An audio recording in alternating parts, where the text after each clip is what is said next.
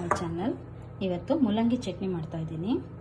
ಮುಲ್ಲಂಗಿ, ಈರುಳ್ಳಿ, ಬೆಳ್ಳುಳ್ಳಿ, ಕಡಲೆಬೇಳೆ, ಕಡಲೆಬೀಜ, ಉದ್ದಿನಕಾಳು, ಜೀರಿಗೆ, ಧನಿಯಾ, ಮೆಣಸಿನಕಾಯಿ, ಸಾಲ್ಟು, ಕೊತ್ತಂಬರಿ, ಹುಣಸೆಹಣ್ಣು, ಕರಿಬೇವು.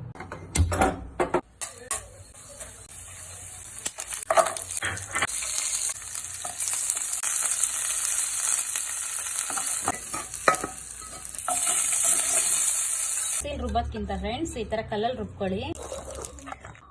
90% ನುಣ್ಣಗಾದ್ಮೇಲೆ ಈಗ ಮುಲ್ಲಂಗಿ ಹಾಕೋಣ. ಆಯ್ತು ಚಟ್ನಿ.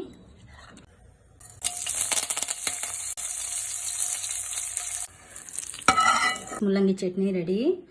ಚಪಾತಿಗಾಗ್ಲಿ ಬಿಸಿ ಅನ್ನಕ್ಕಾಗ್ಲಿ ನೀವು 1 ಸ್ಪೂನ್ ಹಾಕೊಂಡು ತಿಂದ್ರೇನು ಜೀರ್ಣಶಕ್ತಿ ಚೆನ್ನಾಗಾಗುತ್ತೆ. ತುಂಬಾ ಟೇಸ್ಟ್ ಆರೋಗ್ಯಕರವಾದ ಚಟ್ನಿ ಇದು. Please subscribe my YouTube channel Premalatha. Like ಮಾಡಿ, ಶೇರ್ ಮಾಡಿ.